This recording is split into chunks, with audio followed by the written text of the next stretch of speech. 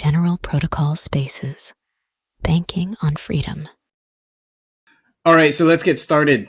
Welcome to General Bull 29. This is scaling, and we've been talking about this. Oh, there he is. Hey, Fernando. We've been talking about scaling. Yes, we've been talking about scaling for the last 2 or 3 times that we've been on here, and we've gone through a lot of space on scaling. We talked mostly about full nodes. Didn't get much into Actually, we didn't get much into network, which is also obviously very, very adjacent to full nodes themselves. So yeah, today, at least the main topic, maybe not the only one, but the main topic, we're going to get into everything that's outside of the full node. We can also talk about full nodes, but the main point is we're going to try to expand the discussion, right? Because a lot of times scaling discussions focus only on the full nodes. And we're going to talk about all the things that happen outside of a full node, including the network itself, the actual peer-to-peer network, indexers, apps, explorers, wallets, etc. All the stuff that happens outside that also needs to scale, right? That isn't just magically going to work for a billion people. So that's it. Let's go ahead and welcome. So we have imaginary username and Jonathan, as usual, here, all of us from General Protocols. And then Callan Kulianos. So you want to say hi real quick, Callan? Hello, everybody. How's everyone doing? Nice. Yeah, Callan is does all the things here. So he's. You want to give yourself an introduction? I mean, so Callan does full nodes. He does indexers. He does everything, and he's also a performance freak. So excellent person to have on here. Yeah, thank you. Yeah, I mean, I guess I do wallets too, Electron Cash, but also wallets. Bitcoin Cash Node, and I work on the indexer Fulcrum that is used by Electron Cash and other things. So yeah. Yeah, that's right. Callan covers the whole spectrum here. And Fernando, how about you? You want to say hello and quick introduction, all the things that you work on? Hey guys. Well, thank you for the invitation. Well, I am not so. I am just a node developer. I didn't work on an indexer server, so this conversation will be good for me. Yeah, and we can also get into the full nodes because that's obviously connected to all this stuff that we're talking about. And you have worked on the network protocol, right? The peer-to-peer protocol, which is part of scaling, right? The peer-to-peer protocol has come up several times recently.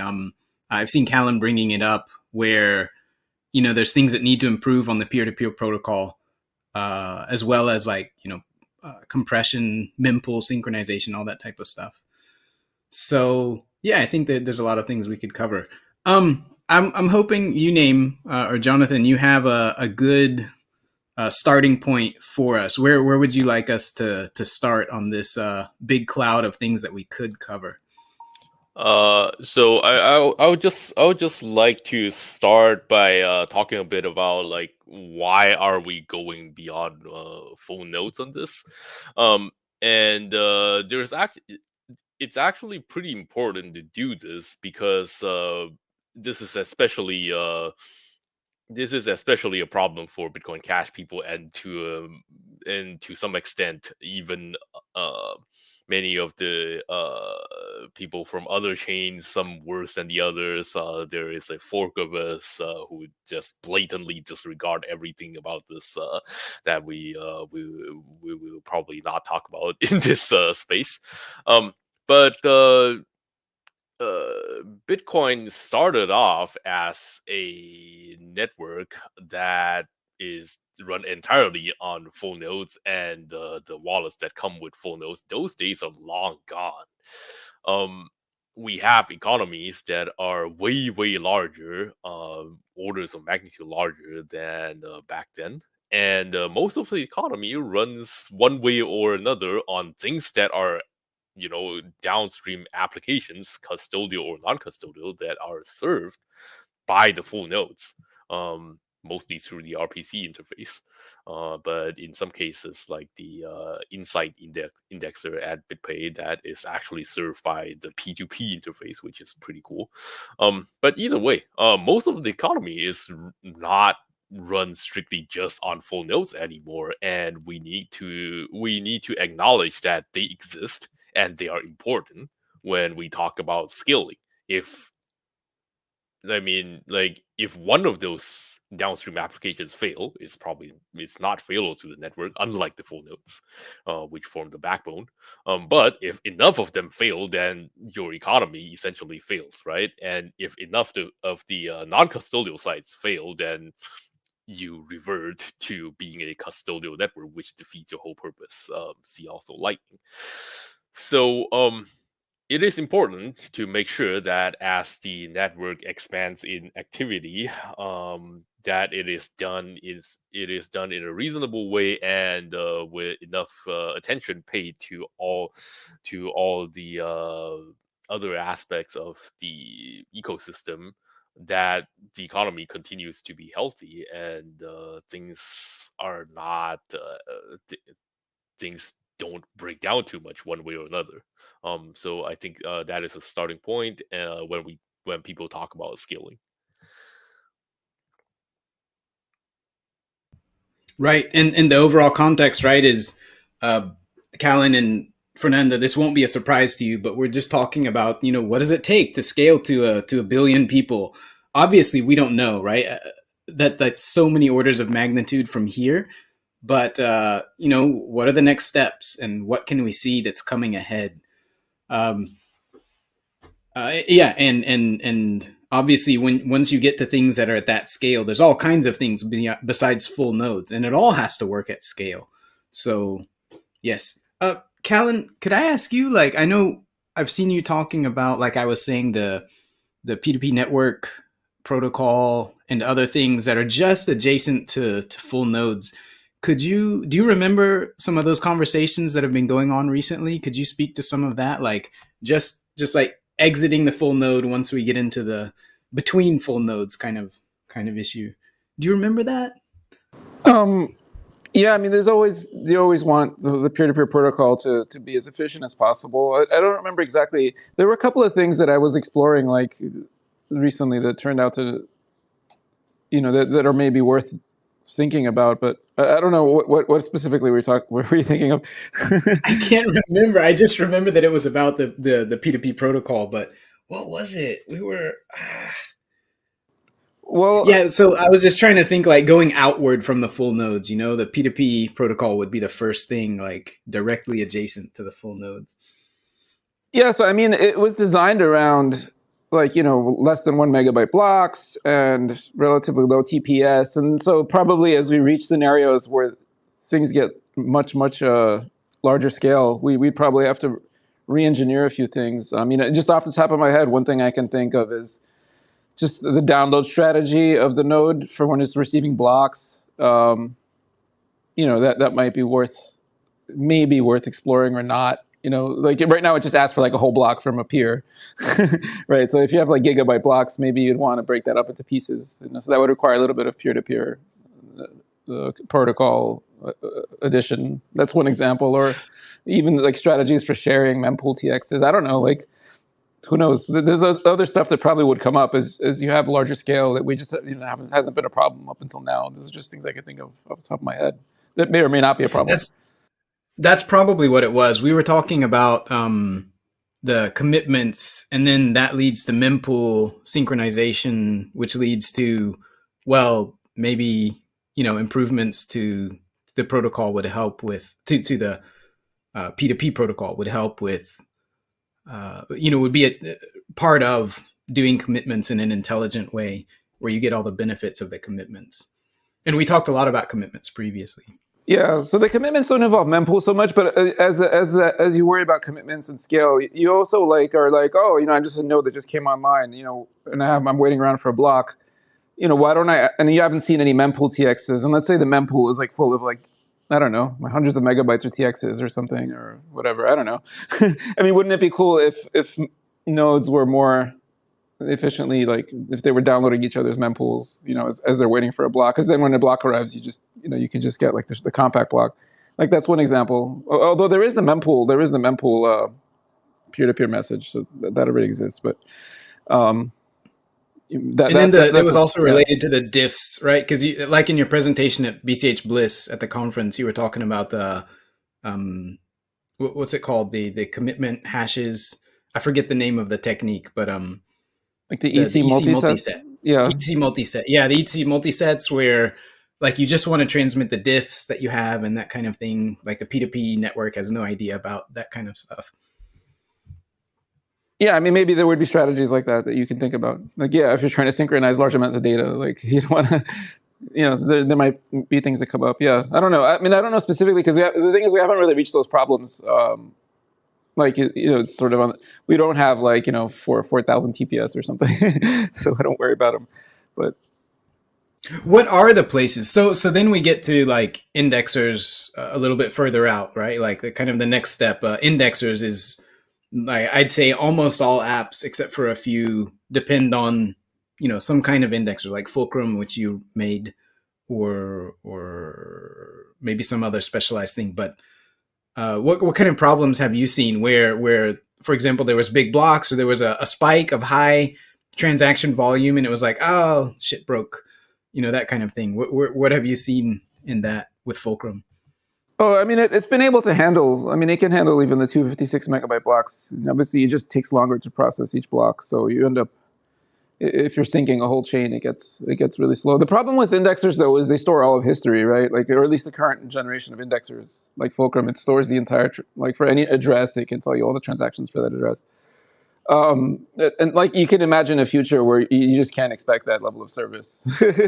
Like if there are like, thousands of transactions per second, let's say there's like more like really real global adoption, right? Like you're not going to be able to expect that level of service. Like just, it becomes unfeasible. Like it becomes too expensive to run an indexer. So you might end up having just a different expectation. Like wallets they don't need the full history. They get like some pruned history that's sufficient to derive their own balance, but and maybe there will be something like an RPA indexer that's specifically serves a subset of the prefixes, for example, something like that. Yeah, even that. Yeah, like where if it gets too big, yeah, you could just the different servers announce what prefixes they serve. For instance, yeah, that would be one example of scaling, just by breaking up the problem. We had a long conversation about, the pruning and the possible ways of doing pruning and, of course, UTXO commitments and all that, and not having all of history and so forth, and the trade-offs there. And is there anything that jumps to mind that's different when you think of the trade-offs of a full node being pruned or, just working from commitments and, like occasionally working backwards to transaction details versus an indexer? Like, are there any significant differences in the kind of issues that those two face, or is it more or less the same kind of concerns? Yeah, I mean, they're similar. There's overlap. So, like the way I was thinking about it, let's say in some future where you have like massive scale, so you have a lot of transactions. So people then really want to run pruned nodes and pruned indexers. You have to then like come up with a pruning strategy that's useful to wallets. Basically, you end up pruning transactions that are completely spent. They have no unspent outputs. And then you just keep transactions around that have some unspent outputs so that you can provide Merkle proofs. And so full nodes maybe also want to adopt a strategy when they're pruning. None of the full nodes that I know of currently do adopt a strategy, but they should. Satoshi talked about it like in 2009 or whatever, where he's talking about pruning, and he proposed pruning like this, where you prune transactions that are fully spent, and then you do like a reduced Merkle tree. Yeah, so I mean, I think the indexers should probably do something similar, because you want to be able to prove to people that their active UTXOs are valid and that they were on the blockchain, so that they're not being defrauded. But if you throw away history, then you don't have to show any proof of their history because you threw it away. So that's basically. And I think full nodes and indexers have an overlap there, and they should probably adopt a very similar pruning strategy. Okay. Well, that's nice that they can have some similar. And I wonder if there may be like hybrid things that come out, right? Because once you start to scale up, then you get a lot more specialization in systems, right? Just in any kind of engineering design. Oh yeah, So yeah, totally. there may end up with specialized indexers or like pseudo nodes and so forth. Who knows what we'll end up with?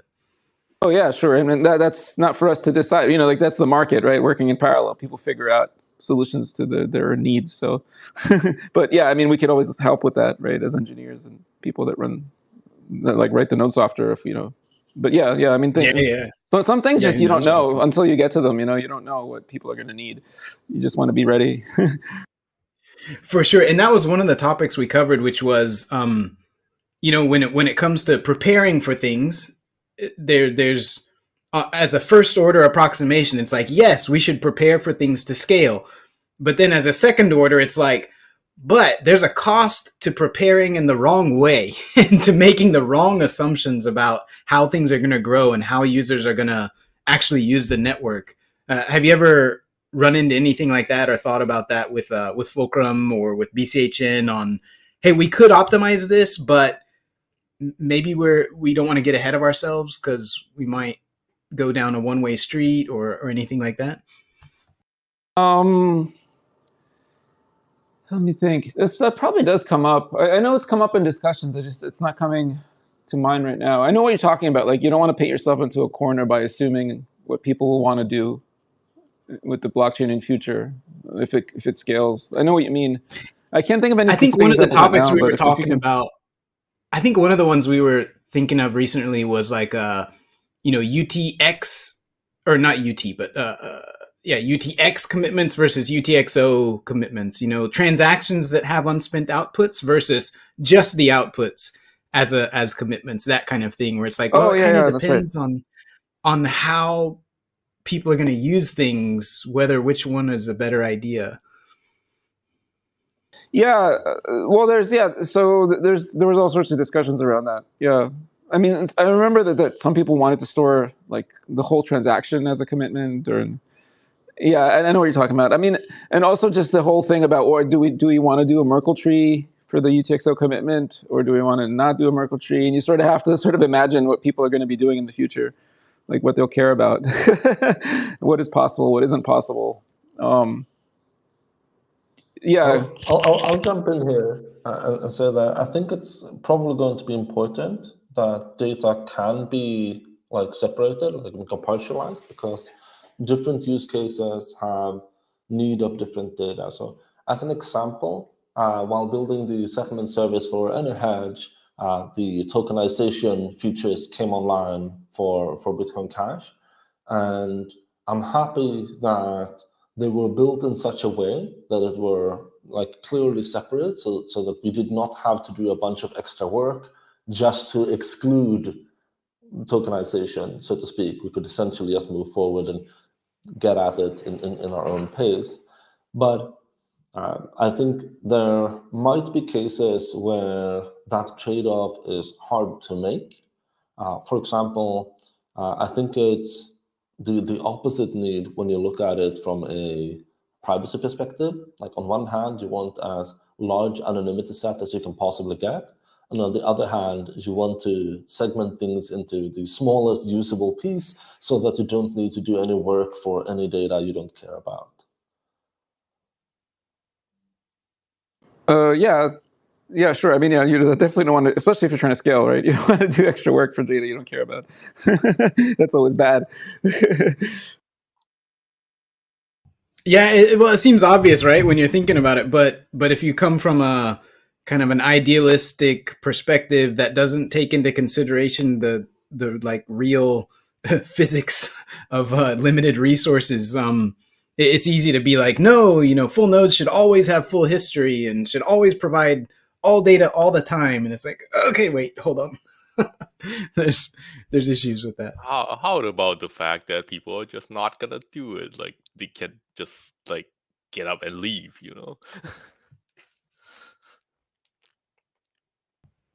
Yeah. So I was thinking, if Fernando is there, maybe we could take a step back because I really want to hear more. I'm not sure if Fernando's there, but I would really like to hear more about the recent Flipstarter that Fernando and his team have successfully completed, because they're wanting to do some very serious optimizations. I don't know, Fernando, are you there? Could you tell us about those optimizations and the work that you want to do? Sure, I am here. Well, I tend to focus on small things. I am a bit obsessed about how to parallelize the UTXO set access, insertion, and modification of the UTXO set. So I have been working on some data structures the last year. There are typical hash tables, and we managed to improve the scaling when you use more CPUs. So I am trying to apply these improvements into Bitcoin Cash, using it for mempool and UTXO set. And well, the last couple of months, we were talking with Mahamalu, and he is very afraid of, or maybe not afraid, has some concerns about the scaling, and we were talking on forming this team. And well, the goal of this project is to measure different approaches of or different UTXO set implementation, and that together with mempool implementation, so mempool and UTXO set, so different approaches to measure and to build something that could be used by C++ node, mostly, like BCHN. We are focused, we are thinking on BCHN. And then we want to explore some GPU signature verification, and so migrating the existing code to GPU code, let's say, and see what we can do with the UTXO set in the GPU memory. We don't know. We have to explore some things, like storing the hot, or what we consider the hot part of the UTXO set in a GPU memory, or I don't know. We didn't reach that step, but we want to explore those things and then to build something that could be including BCHN. Yeah. What kind of scale do you want to test? Like, what kind of scale are you planning to test? Like some kind of RegNet or testnet setup, and you're going to do very high TPS, or what kind of scale are you going to be testing and checking the boundaries of? Is it transactions per second, or is it like what kind of metrics are you thinking about with that? Yes, we are thinking on transaction per second, yes, and we will use fake transactions, so like using a transaction generator, and we plan to use real transaction. So let's say extracting the whole BCH transaction history and try to uh, saturate, or I don't know, to send most of the transaction uh, we can to these components, to the mempool UTXO set, and see how it behaves. And then want, once we measure things, we conclude, or we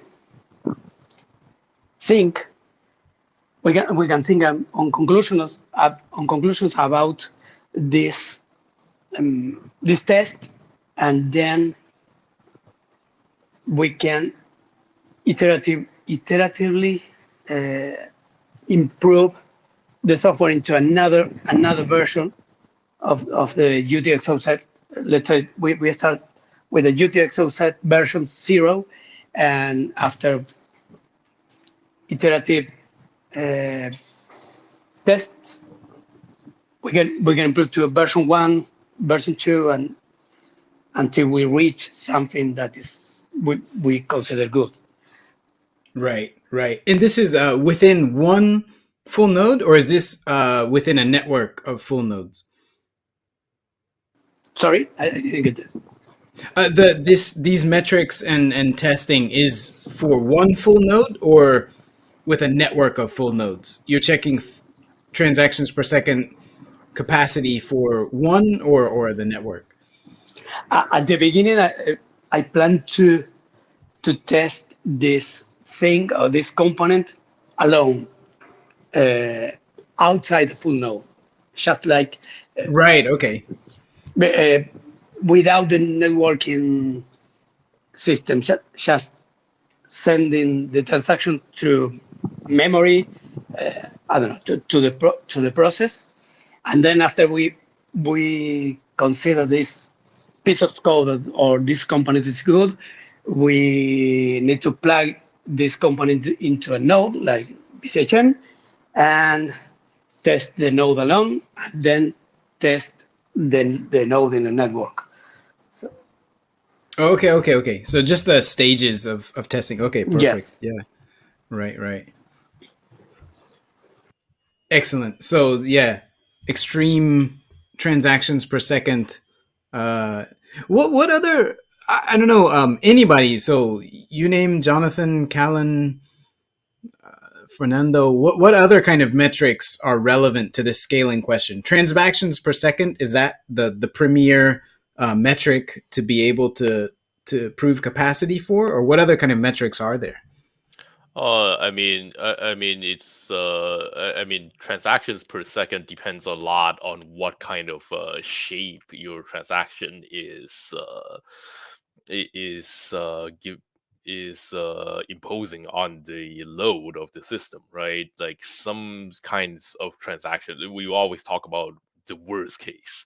Some kind of transaction impose a lot more in terms of CPU than the others. For example, you have a lot of P2SH, and then you redeem all of them. They are full of hashes.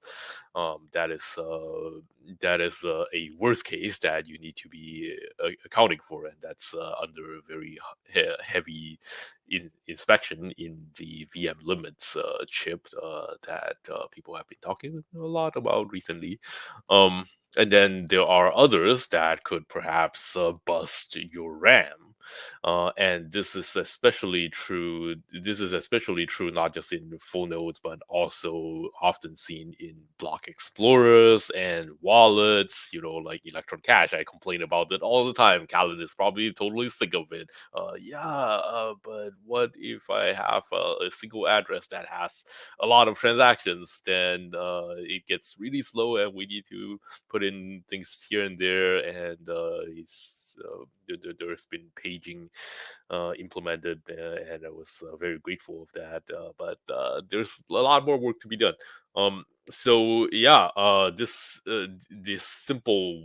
one simple metric like transactions per second, depending on what how the transactions look like and what's in it and what kind of structure there is. Is it a single address? Is it all different addresses? Is it a lot of outputs per transaction? Is it a lot of inputs per transaction? They would all have different worst cases that we need to look at. And if you don't prepare for them, then when the worst case hits you, it's gonna suck. So Yeah, Right. This is one of those. Oh, go ahead, Colin. Sorry. I was just going to back up what he said. A step back, like the virtual. So we're looking at the transaction virtual machine limits, the chip, and some things are surprising. Like you can craft very, very expensive to process transactions that are they're not normal transactions anyone would make, but they're like if you're trying to be a jerk, and they're within consensus. They're even within standardness, where you can do lots of, for example, you can, in the script for the P2SH, you can do lots of hashing operations, which most people were concerned with signature operations. That was the thing that's been sort of constrained, right? Like a normal transaction can't do too much signature density, like per byte. But with hashing ops, you can actually do really, really, you can make like one transaction like 1,000 times slower to validate, just because you made like the VM do like needless, stupid hashing. So like those are some things that can be better explored and constrained, so that you can't like make a transaction that's 1,000 times slower, than a normal transaction, right? That's like obviously provably useless, like that. Like no one would ever want to do this. So that's one example of like where you would want to optimize or maybe change things around to support scale. Or, if you're thinking that maybe in the future there will be tens of thousands or millions of transactions in a block, you'd maybe want to restrict, the number of hash ops that a normal transaction can do, just so you can serve everybody. That's an example, like, just to back up what Imunim just said. So I'll add to the discussion that different use cases have very different needs. And so what performance looks to some party might be like, we talked about transactions per second and assuming something like pay to public key hash transactions. But depending on what you're trying to do with them, you might actually want like latency over throughput. Like, for example, if you're like measuring liquids in milliliters precision when you're selling something, or if you're doing like say you're trying to build like a new Amazon style company to do hosting for others, and you want to have like pay per executed function or time, and you want that to be kind of like a streaming service, then latency also matters in that context. And thirdly, like latency obviously matters a lot when you're talking about high frequency trading. So like depending on the use case, different things are going to matter more. Another example that's not talked about as often because it doesn't relate to the technical like computing performance aspect is the scaling of precision. So right now, with the Bitcoin Cash being worth $500 and one Satoshi being so small that we mostly don't care about the size of it, it's fine. But if you start doing like military grade precision with money or equivalent, then maybe the Satoshi isn't precise enough. Or if the price goes up from our 500 to like 500 millions, then the Satoshi is no longer precise enough to actually provide the work that we needed to do. So to some degree, we need to be looking at the angles of all these different use cases and determine like how can we make sure that it performs well from all of these aspects. That's a good point. I can give one example of that. So if you're talking about transactions per second, maybe that's great to have really high transactions per second. If, for example, you're doing a one-way thing where it's somebody purchasing something and they're spending their own coins. It's like, yeah, just speed, right? Yeah, how many transactions can you handle per second?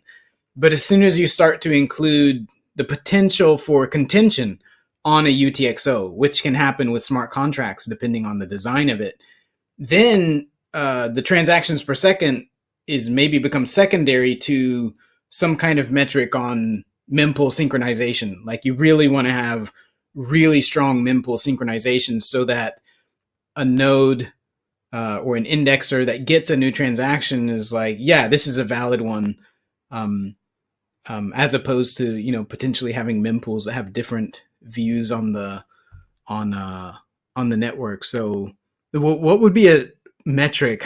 I can't think of the metric. What would be a metric for mempool synchronization? How could you make a metric for that?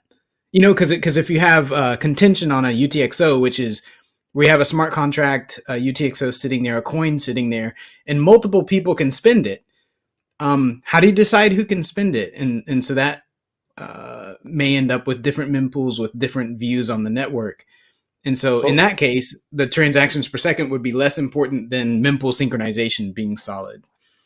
Right. So one metric you can do for this is the network latency among the peers in the network, because that effectively determines how quickly the transaction propagates across the network.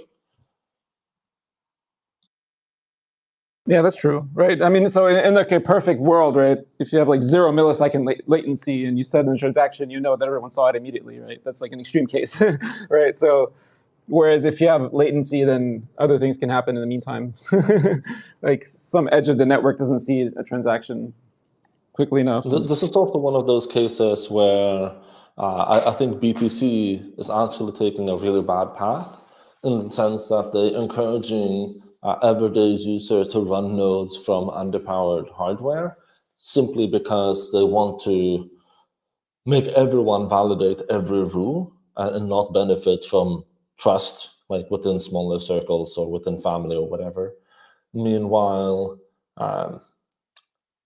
if you keep adding underpowered nodes with poor network conditions to the network, then you're just increasing the average latency and increasing the risk involved with zero-conf transactions. So that's true. I think I think it's a good balance should effectively be like, know why you want a node if you're going to join the network, so you have a good reason for actually being there. Yeah, that's a good point. I mean, yeah, totally. And you can think about nodes also like having smarter logic to evaluate who their peers are, like some way to figure out, all right, my peer kind of sucks, I'm going to drop them. Like right now, there isn't that much going on in the code base of like BCHN, for instance, where it makes these decisions. But it would be nice if in the future, like that's one thing you might want to try to do. Like if that really starts to matter, like who your peers are, then you might want to write some logic in there where it can use some heuristics to figure out, all right, this peer sucks, I'm going to drop them. We try to find more peers that aren't as lucky. And if I do, I'll drop this guy. Stuff like that.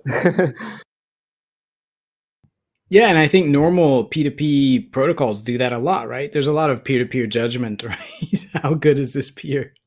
Yeah, and That's of course normal. you don't want to like put yourself in a little island, right? Like you don't want to be in a little island of high-speed peers that just talk to each other. You still want to reach out and talk to everyone else, even if they suck. But there might be some happy medium in there. But yeah, that's something that I guess even BitTorrent clients do, where they try to figure out their best peers. And that's like one small example of one small detail where the work could be done in BCHN to improve it slightly. All right, what about, so we've talked a little bit, there's the full node, there's the network, there's indexers that have to serve all these apps and so forth. And then beyond that, right, there's wallets, there's block explorers, there's apps. What about from the wallet perspective? Like There's mining what kind pools. of, there's mining, oh shit, yeah, of course, there's mining pools, and what kind of issues do they face? So what about those? Callan is again pretty uniquely qualified here. He's actually worked on mining pools as well, mining pool software as well.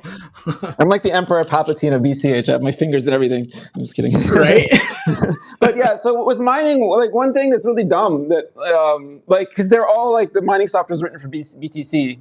A lot of the mining software, I have a feeling that it just downloads the whole block. Like it gets a full block template, right? When it's because your mining pool has to get the block, and then it creates shares for the miners that connect, like the Stratum protocol miners. And so like a lot of them, probably not all of them, probably the better written pools are not doing this, but they just like download the whole block template like every time, like every couple of seconds, which kind of works okay for 1 megabyte blocks because it's just 1 megabyte. But if you have like huge blocks, you don't want to do that. You just want to get like a Merkle tree and like Coinbase transaction and header. Like you don't really want to, even stuff like that, like the pool software needs to be improved. I suspect that's one of the reasons why miners are hesitant to mine larger blocks. Like we've seen them configuring their stuff for like 4 megabyte blocks. I don't know why they do that. This is a reminder that we have had get block template light for several years now, and that is theoretically pretty awesome, but we still need to get more people to use it. Yeah, and I feel like people just write software for BTC, so then like they'll just mine BCH on the side. But if that changes in the future, where BCH becomes the one that everyone cares about, then obviously miners will also improve their behavior. Like they'll like, oh, there's get block template light where I can just download the header and the Merkle tree. Like I don't need to get every single transaction because I'm going to hash it and build a Merkle tree of them anyway. Like I don't care about the whole.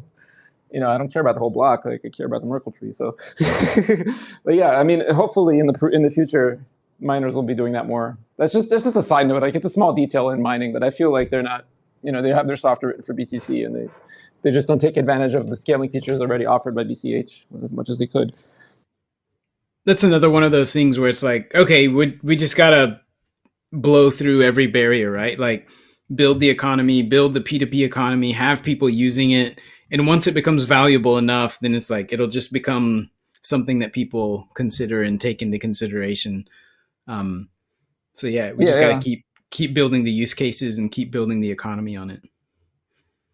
Yeah, totally. What about if you took that a little bit wider? Like, are you aware of any other kind of scaling issues when it comes to mining pools? Right, like that's a big question. One is the orphan risk, or maybe that's the biggest question. I don't know. Is that the metric that they would be worried about? And how could we improve that when it comes to scaling and huge number of transactions per second? Yeah, I guess orphan risk. I mean, there's talk about pre-consensus. I actually haven't thought about pre-consensus too much, but like if it starts to be, I don't know if it'll be a problem ever. Orphan risk. Like I don't know if that'll be a blocker for miners. If that'll if they're going to be continuing to mine like 2 megabyte blocks because they're afraid or whatever. I don't know. But assuming that orphan risk is an issue, then there are ways to mitigate even that with pre-consensus, where you can be reasonably certain that the other miners are like, they're on the same page as you. I don't know. Like they have the same mempools as you or whatever. I don't know. There's stuff you can do to like mitigate more orphan risk as well. Like, because some of the things that create orphan risk are like if other miners have a different mempool view. That's one thing. Or if other nodes on the network have a different mempool view, or I don't know. That's one example. Yeah, so that is a field of research that Bitcoin Unlimited has done a lot of work in and now deployed in Nexa with Tailstorm, like making the so-called weak subblocks so that there's a financial incentive for miners to agree on what transactions are going to be included in the final block at the end by reusing the hash rate that didn't meet the requirement in order to show that I spent work, including the following transactions. So if I succeed, these will actually be included in the block. Yeah, because just to remind everyone that because the orphan risk increases a lot if the transactions differ from what you thought they would be. Because then you have to end up downloading those transactions and you don't have them. So that's really it's good that the BU has done all this research. Like we can always leverage that. Just a little bit higher level, even for people who are listening who don't know what orphan risk means, right? When you're a miner and you're looking at all the transactions that you could include in your block, and then you've actually solved for some particular block with some set of transactions. You say, I want to publish this block, and this is the block that I won. And if you include a bunch of random stuff that, for example, if you include a bunch of random stuff that other people don't know about, then others might just consider, you know what, forget that block. I'm going to use the one that I just mined also in like 3 seconds after the one that I saw, because mine includes all the transactions that everybody else already knows about, and they're going to accept that one. Maybe somebody else can give a better description, but orphan risk is a miner publishing a block which then other people ignore and just mine something else instead of that one that they published. Yeah, and usually that's because the block, like you said, has difficulty propagating quickly, and that, for example, happens if the block contains surprising transactions in it that no one's seen before, and then the other people that receive the block have to like download the transactions. So that's. Yeah. And then the totally pathological case is that, the simplest block to publish is an empty block because everybody can agree on an empty block, and so that's a very bad case, right? You don't want to have a case where miners are incentivized to just, or pools are incentivized to just choose an empty block because that's the safest thing. That's a very bad outcome. Yeah, and I don't think you need to have that at all, like even be an incentive. Like just as Jonathan was just saying, like if you do weak blocks properly, like the minimal thing you just need to publish as a miner is like, hey, this is the header, this is the Coinbase. Like, and then apply that to the previous thing that we all agreed upon. And then you end up publishing basically an empty block, but it's like it's solved for like a full block. So all your peers can just attach that solution to the full block that they already had in mind. Like you can do stuff like that where like orphan race becomes 0. Like it's the same as publishing an empty block if you do it right. Like if you really engineer it well. Because you're saying all the information they need would be in the header, more or less. Yeah, right? and the header in the Coinbase plus a diff. Yeah. Oh, the header in the Coinbase. Okay. Yeah, which is basically the same. I mean, it's going to be like 200 bytes or whatever, like 300 bytes. Yeah, so these kind of small, tiny considerations can make a huge difference in the actual scalability. Because if you didn't do that kind of thing, if you didn't have any kind of mempool consideration whatsoever, the eventual conclusion for a pool is, mine no transactions, right? Maybe, yeah. If you do things in a very bad way. Yeah, although if you reach a point where there's no mining reward except for fees, then I guess no. But yeah, yeah, it depends what the incentives are. Yes.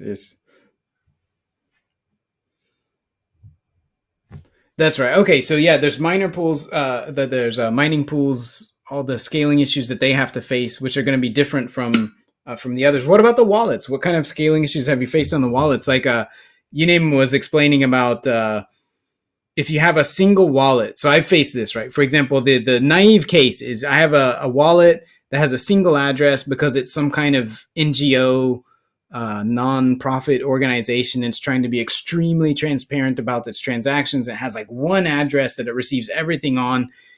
And, in a year, it receives, 200,000 transactions. And in a naive setup, your wallet says, oh, tell me about this address. And it's like, okay, sure, I'll tell you about the 200,000 transactions that happened on this address. And then 10 seconds later, it's like, hey, why don't you give me an update on the 200,000 transactions that happened on this address? And that's a very naive killer thing. Is just going to die. Your wallet's going to die, right? So what kind of issues have you faced with wallets and what kind of solutions have you found? Well, yeah, I mean, so the thing is, it all boils down to that I maintain Electron Cash and Fulcrum, which is the server side for Electron Cash, basically. But Fulcrum ends up being used by other software too. But the whole thing is just the design of the protocol that's being used. It just like assumes that each address won't have that many transactions. And so that it's just like a decision, like an error or a decision or an oversight or an optimization in quotes that was made years ago by the Electrum guys. And so now, for example, the Electrum protocol has this weirdness where like you have to find out about the whole history of the address just to know that one thing changed. You have to like download the whole history again, which is just ridiculous. That's just a protocol. That's just a protocol implementation detail that needs to be optimized or changed or fixed. That hasn't been fixed yet. So that's why you end up with a situation like for your wallet, for general protocols or whatever, where it's like it has to download more than it needs to download. That shouldn't be the case. There are ways that's just a protocol detail. That's just an example of like, people designed for a different criterion in the past and then, new use cases pop up that break the assumptions of the designers. You have to sort of accommodate them.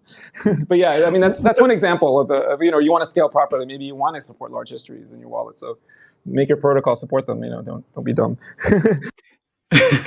Is it so, however, like, right, there's the, I mean, it's not universal, but it's near universal kind of the approach of, don't break user space. So, if that's the way the protocol worked and everybody has been using it that way, is it easy to upgrade to like a new protocol where you could do it that way, but you can also do it this more efficient way?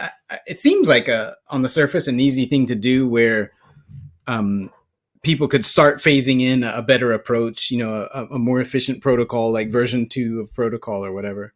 Or is that something that's a challenge to do correctly? No, that's not really. It's just work. It's just like elbow grease. It's not like intellectually or research wise, it's not a challenge. It's like, yeah, it's just elbow grease. Just like design a new protocol and get people to use it. Okay. and so far, that's been a niche enough use case where like people have just been content to run their own servers that serve up bigger histories. I don't know. Yeah, I'll jump in and mention that the process has actually already begun and been ongoing for quite some time. For example, in Fulcrum, during the Electrum protocol, we can now ask for transaction history and limit it like from a given block and forward.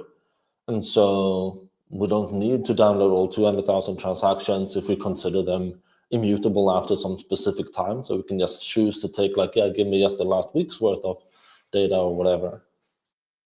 Oh yeah, that's true. That's one extension we have. But even this is just an implementation detail. But even the way the status hash works for an address, like that actually calculates that caches all the whole history to even just generate that, which doesn't need to happen. But anyway, that's an implementation detail. I mean, there's still work that can be done there. But yes, there has been work done already, and it's an improvement, like completely.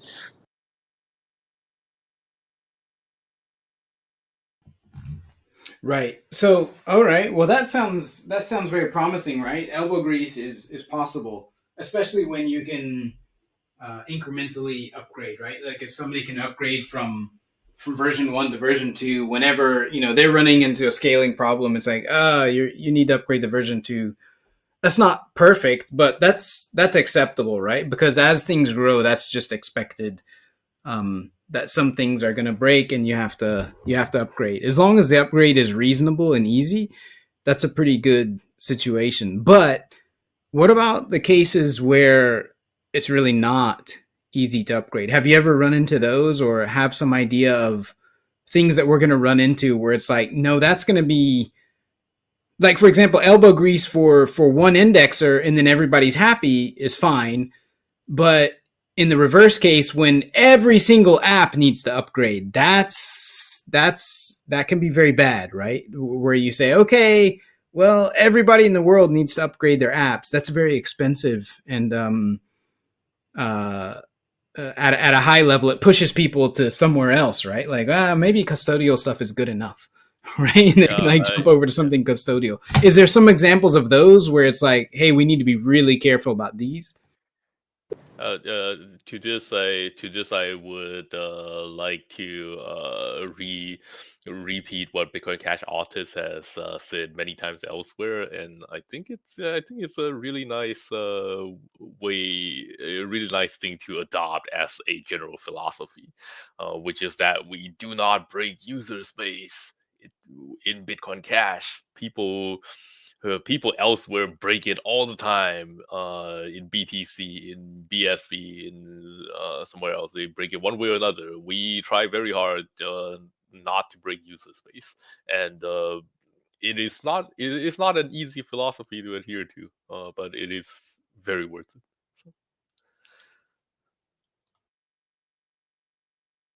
Yeah, I mean, I can give an example of what would be like something that I consider breaking user space that doesn't need to be done that way. There was Jonathan mentioned earlier, like maybe he was alluding to fractional Satoshis, I think, when he was saying that maybe, if BCH reaches $500 million a coin, like one Satoshi is going to be not enough granularity. So then, the next phase would be, okay, let's design fractional Satoshis into the protocol or into the consensus rules where, you move the decimal point. Add like some more zeros. But by the way, in that case, that would be $5 per Satoshi. Yeah, and which maybe you want each Satoshi to be a penny or something. So yeah, you need some extra zeros.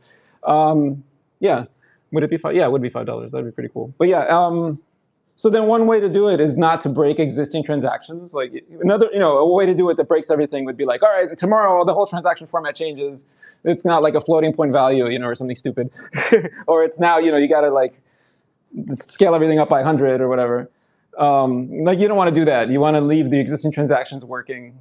Existing software can just read them, and it doesn't care that we've moved the decimal point.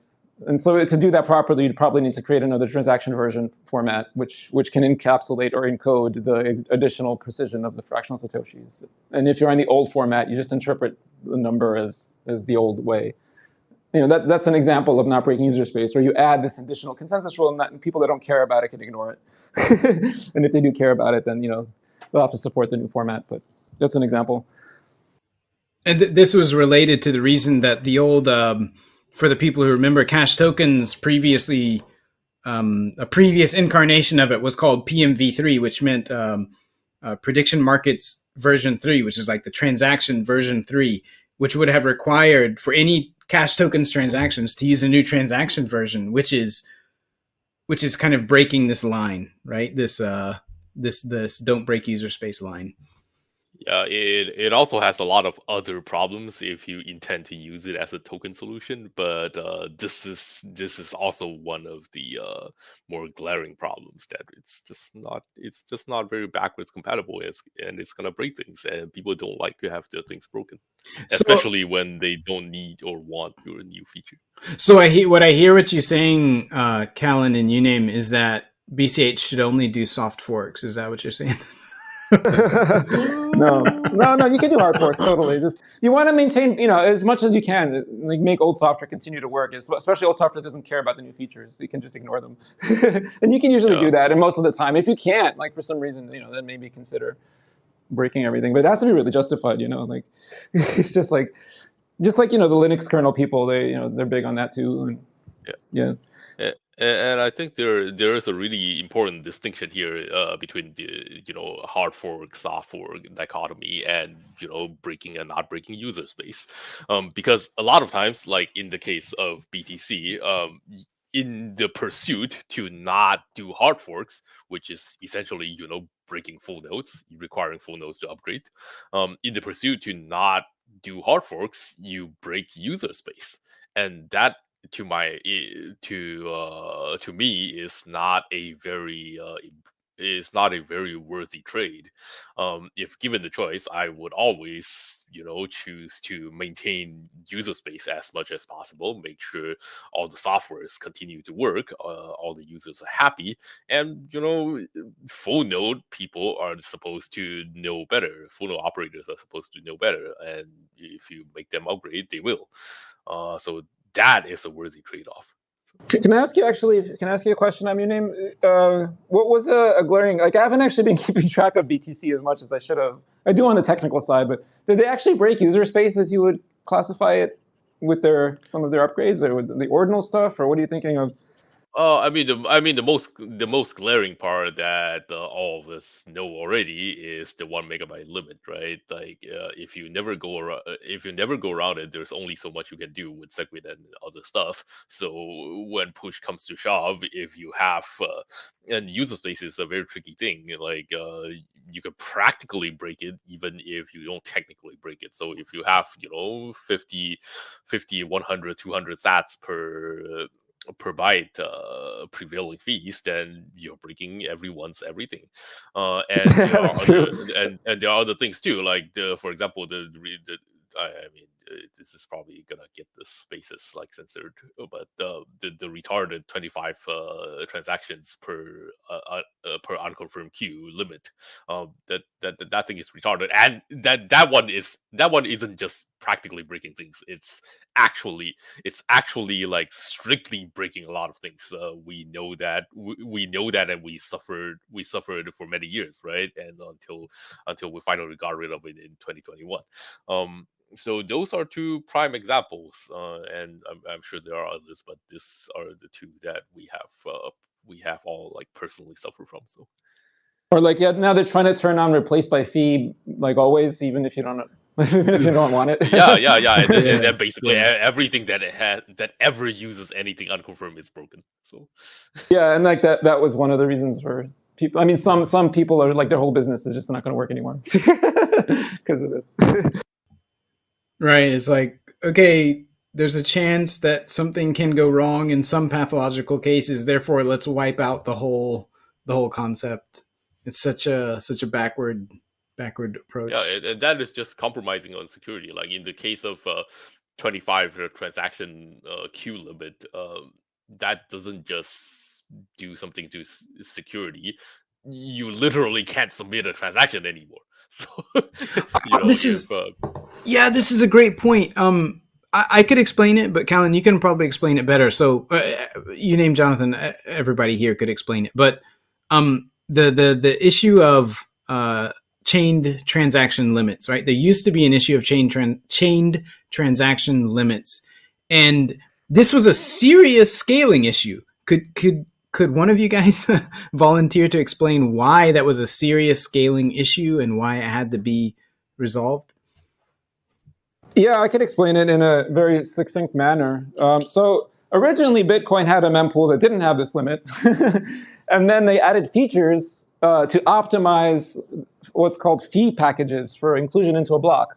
And to do this, you sort of have to like group transact, like you want to be able to keep track of like every transaction, like all its children and how much fee they're paying, and all their grandchildren, and all their great-grandchildren, and all their great-great-grandchildren. And as you know, this can quickly grow. It's like an n-squared problem. Like you have two children, they have two children, they have two children. Before you know it, you end up with 65,000 children, great-grandchildren or whatever. So that's basically the problem. Like they were trying to like perfectly optimize these fee packages so that really the problem stems from the fact that they wanted a fee market, they wanted 1 megabyte blocks, and they wanted people to just be bidding on fee all the time and everything to be broken. And that's the root of the problem. And then one of the side problems is they created this mempool optimization for fees calculation thing, which is like an n-squared problem. So when you add a new transaction, like if it has too many grandparents, it ends up being like really, really expensive to calculate the fee package thing for that transaction. So that's why they just limited it to 25. And that was, that was fine for them because they were designing for permanently choked blocks and permanent fee market. Like that was their whole philosophy. So from that philosophy stemmed this technical decision, which I believe was like just ridiculously bad, but I'm a different philosophy. That's why I would say that. I hope I did a good job in summarizing this. Yeah, and so the alternative, right, is to say, look, if you're looking at a transaction that's coming in, just judge it on its own merits. Does this transaction qualify to be a transaction or not? And move on from there. If it does, it does. And the trade-off. Yeah, and the trade-off for that is you don't get like these perfectly most efficiently mined blocks. Like when it's possible for like a parent transaction that paid a low fee, but as a great-great-grandchild that paid a high fee. Like the great-great-grandchild maybe should have made it into the block, but it didn't because you have something. They had child pays for parent in BTC, and we have child punish for parent now. But so you don't get the most efficient mining for fees. Like who cares? Like we don't want that anyway. We don't want a permanent fee market. So we want every transaction to clear every block. So it doesn't matter for us. Right. So yeah. I'm just really excited about this. That was perfect. That was great. Yeah. So this was an example of a very serious scaling issue.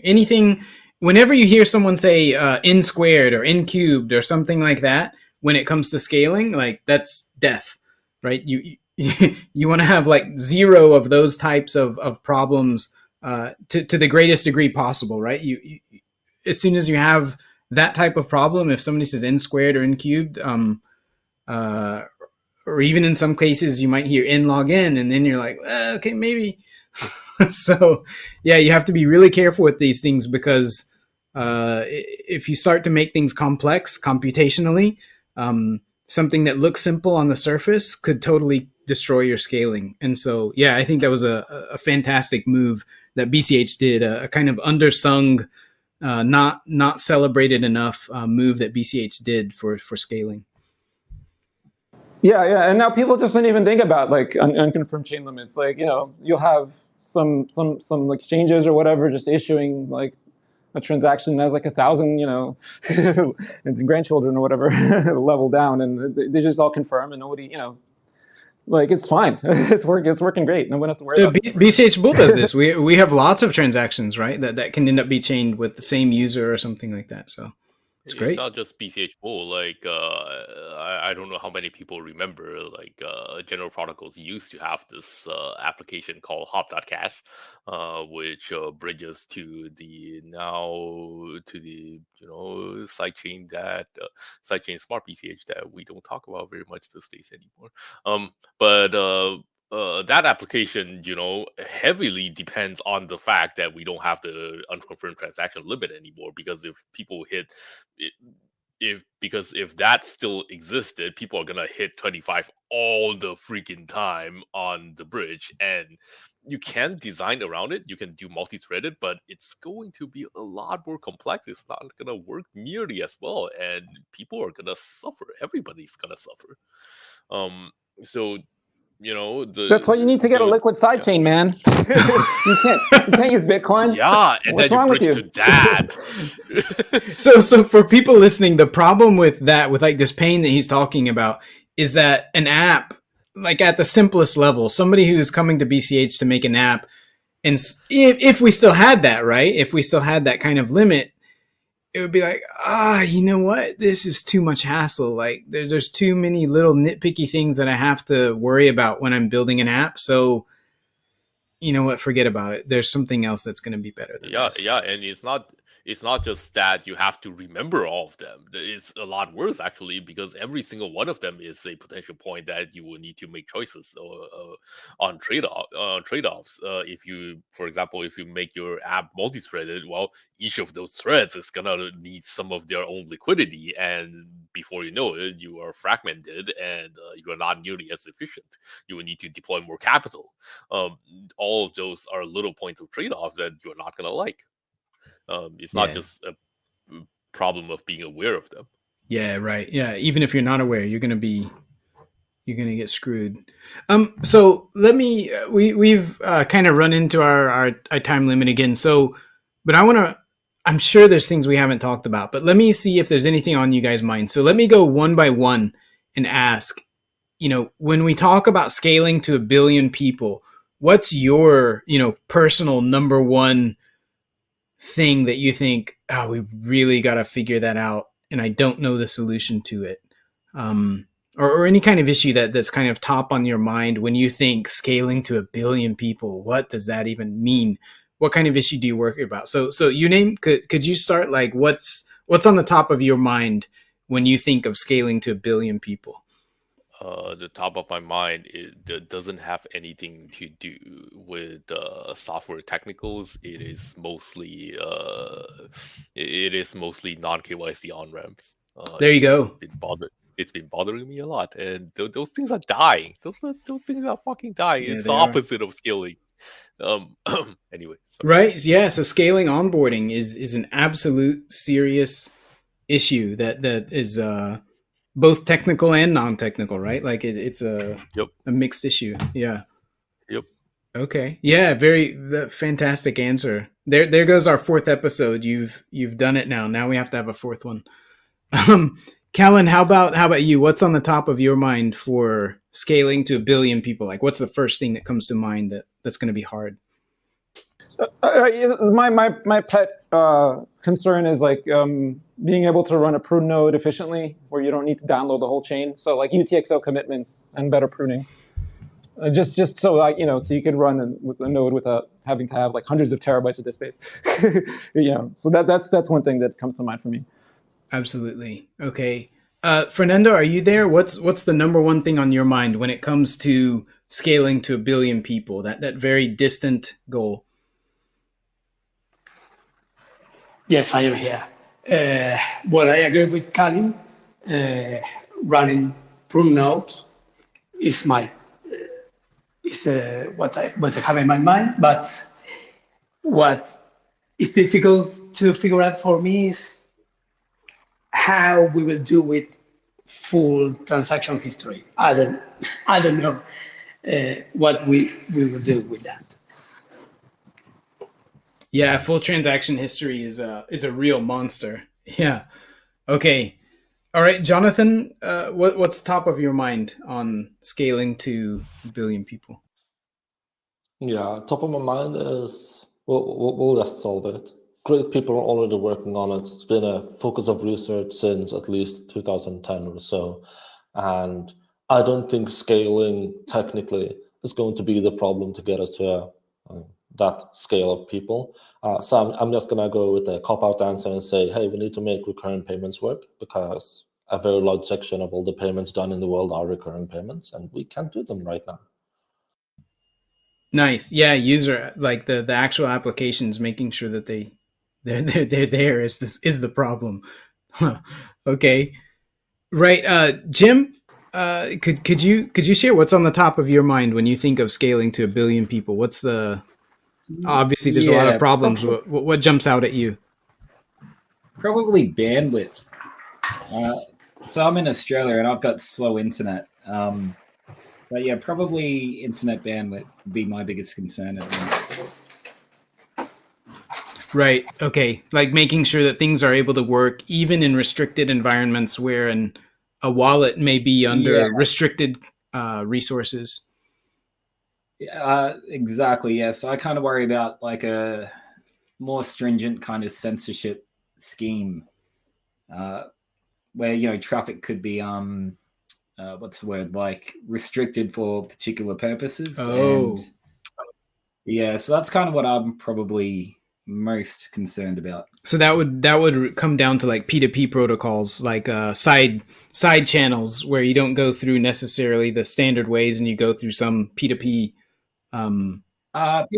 P2P, basically anything that's unauthorized by the government, I guess. Right. So I could see like governments kind of having like a whitelist, and then deprioritizing anything that's not, kind of Netflix, Google, or anything that's like a major service. Yeah. Okay. Right.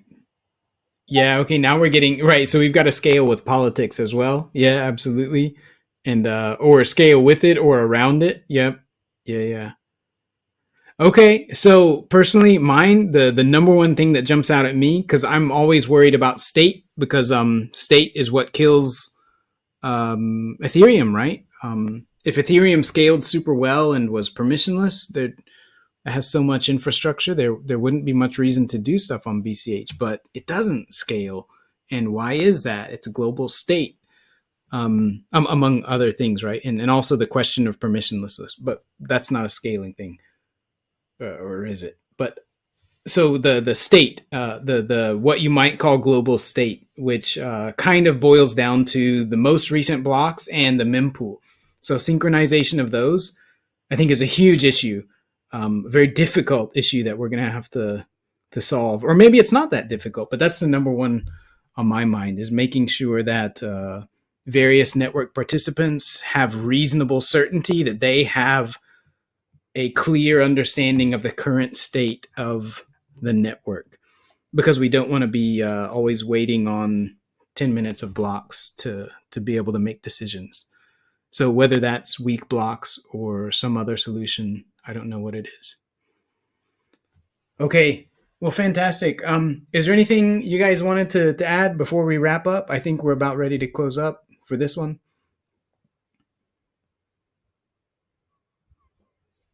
No, I'm good. I think this has been a very informative and very enjoyable session. I have nothing to add. All right, man. I've super enjoyed this. I loved having you guys join us. Thank you for joining us, Callan and Jim and Fernando. I really appreciate you guys. For the listeners, you may or may not know, but these three guys who have joined us are superstars in what they can do, and their knowledge and their ability to make things happen. So thank you guys for everything that you do.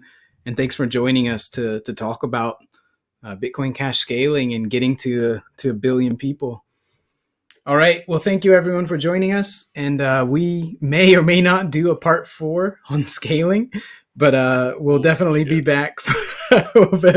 We'll definitely be back for more, and look forward to talking to you next time. Thank you, everybody. Take care. Thank you. Take care. Thank you, guys. Thanks, everybody.